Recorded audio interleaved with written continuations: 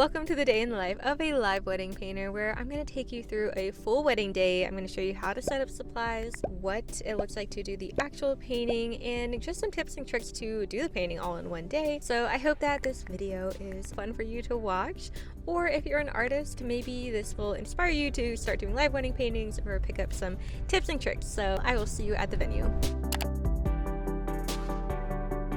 With the spring weddings such as this one, it is usually a day of decision whether the wedding will be held indoor or outdoors, so as artists we need to be flexible and ready to pivot when needed. On the way to the wedding, it was raining and the radar was showing rain most of the day, so I had in my mind that I would be painting indoors for this one. However, the rain stopped before we got there and it looked like they were setting up outside at the venue, so I shifted the plan to paint the outdoor view of the venue, and I'm so glad because it was stunning. Now, even though I was painting the outdoor view, I wasn't going to be standing outside painting the view for the first couple hours just because it was pretty cold outside. And so I took some reference photos of the view and brought my easel inside to start the painting. And I just wanted to make sure I captured some shots on my phone similar to how I was going to lay the composition out in the painting.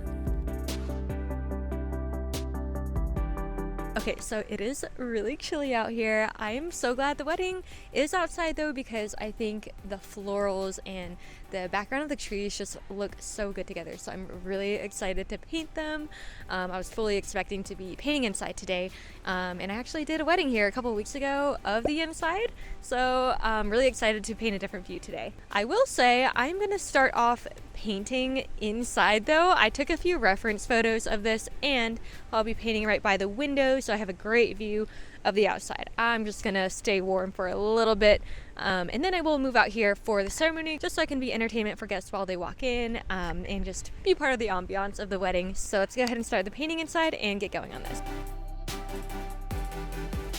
First things first, I am going to prepare my paint palette. Usually I just start with a burnt sienna for now while I do the outline of the painting and the structure. I don't want my other colors to dry up, so I don't worry about putting them on my palette yet. I do start with a primed canvas. So I did this actually earlier this morning.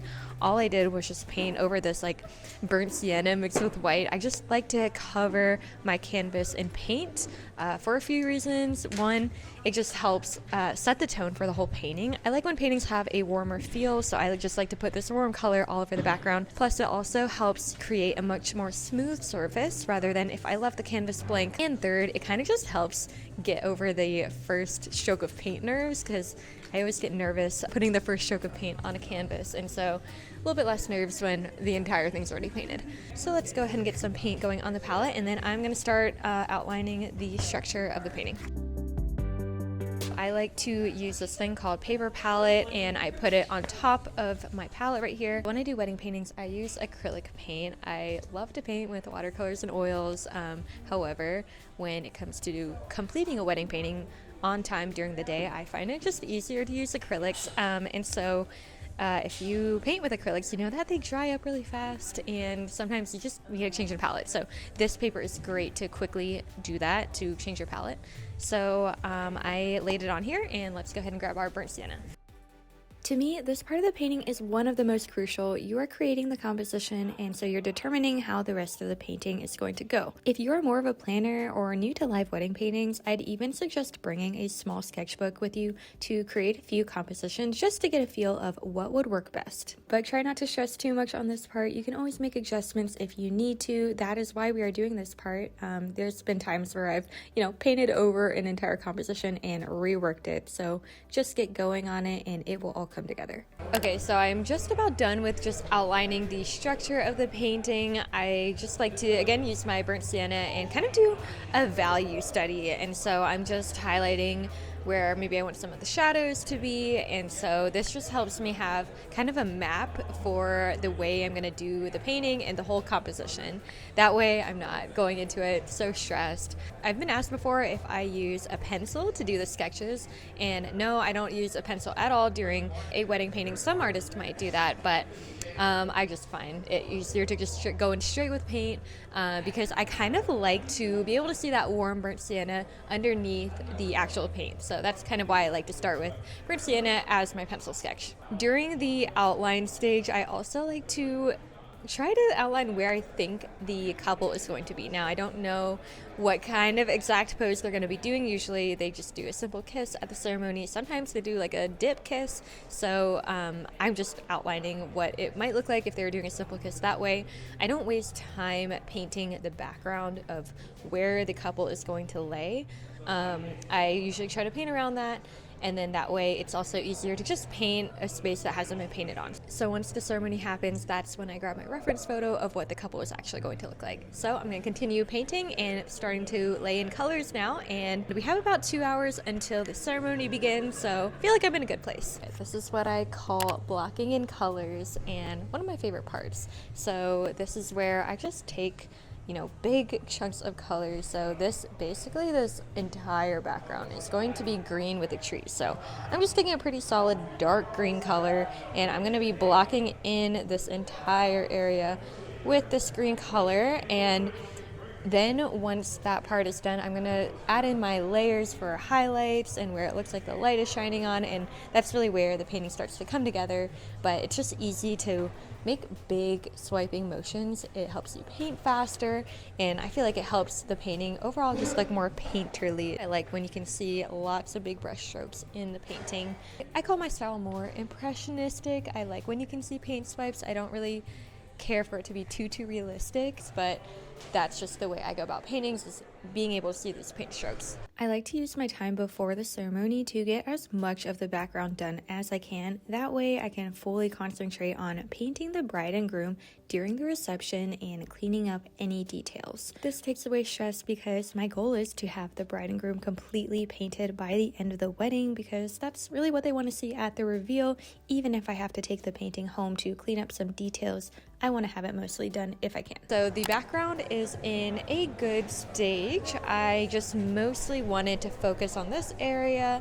So during the ceremony, I think I'm going to try to get in some of those florals here at the front, and also on the whatever this is called, pagoda. And after the ceremony, I'm going to grab that reference shot when they do their first kiss and paint that during the reception.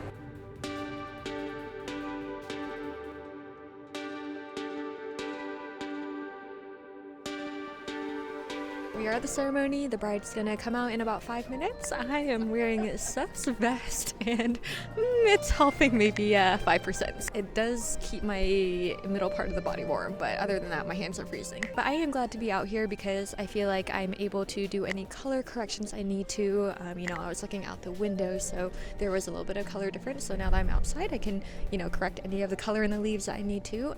So I'm gonna paint during the whole ceremony, and then we're gonna go in for cocktail hour afterwards. I always love listening to the ceremony. It's so fun to hear the love story of the couple that I'm currently painting, and most ceremonies last about 30 minutes, so I try to pick something quick to concentrate on in the painting during this time. So for this one, my goal is to lay on the base color of a lot of the florals. You'll notice that I'm using a lot of purple, blue tones, and that is just what I like to use for the base shadow of flowers, and then I will lay on those nice brighter colors after I have that base color. And then when everyone left the ceremony, I wanted to stand here for a bit more to capture some more of the florals before heading in for the cocktail hour. The ceremony is over. We are at cocktail hour, so I am working on adding a little bit more of the florals, and then I'm going to work on painting the bride and groom. Now, they booked me to do a first kiss at the ceremony, but we also got a beautiful dip and kiss, so I am debating on doing that. I'm going to keep looking at the two and see which one would make most sense for the composition, but I think either one will be beautiful, so we'll see what we end up doing. Whenever people come up and look at the painting in the stage, I'm always like, please come back when the painting looks better. But you know what? This is a necessary ugly middle stage to the painting. I always start with the outline of the bride and groom, and it will look better. You just got to push through. So I am working on painting the bride and groom now. This is always, to me, the most stressful part because I want it to actually look like them. So the way I usually do it is I'll start with a outline of them similar to how I did the whole painting. I use burnt sienna to kind of outline their features, and then I go in with color blocking. So right now I am painting the groom's suit and then the bride's shadow of her dress. So the very last part is usually when I add the white in. to her dress, but once I have the bride and groom done, that always feels so much relief. And then after that, I usually go in to fix up any other details I have. But usually I end the painting around 9 p.m. So it is 6 p.m. right now, so I would say I have maybe 3 more hours. One of my biggest tips when it comes to painting the bride and groom is to not stress about painting the details too much at the beginning. We are just concentrating on the large form areas and shadows.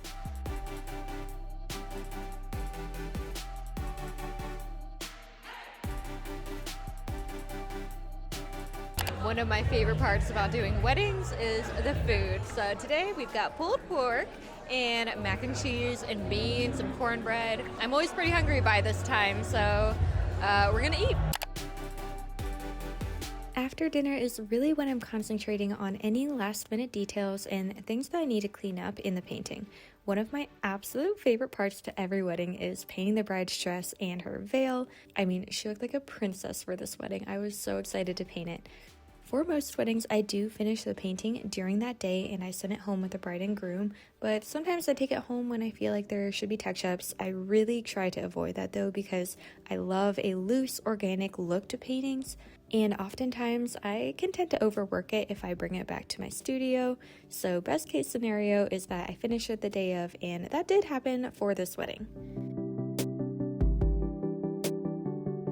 Okay, so it is 8:15. I don't know why it feels so much earlier because it's still pretty light out, but I just need to paint around the edges and then add my signature and do a clear varnish. But I'm just about done on this painting and I really love it. I love all of the beautiful flowers. I mean, colors are gorgeous. I love pastel colors. So yeah, I think this one was a success, and the bride has not seen it yet, so we are gonna go surprise her next.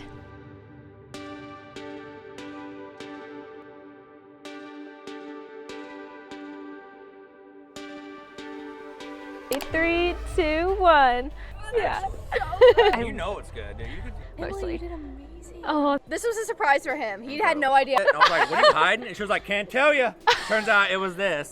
That literally looks just like you. That's insane. It was incredible. your dress is stunning. I was so excited to paint it. Emily, thank you so much. You're welcome. You're incredible. Thank you so much. This is like a thing that we'll cherish for years. Of course. Amazing. And finally, I am using a clear varnish to seal the painting and help preserve it for the couple. If you are curious about any of the products that I'm using, you can check out the link in the description below.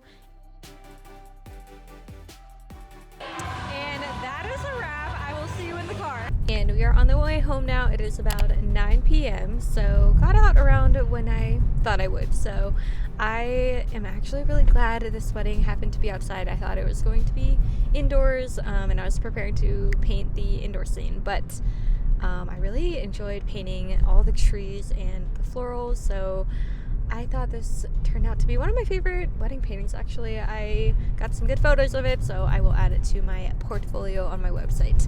But congrats to the couple, and the reveal with the bride and groom was really fun. I didn't know that my wedding painting was a surprise for the groom, so that was a little surprise for me. And I also had one of their cupcakes, and that was really good. Until we paint again next time.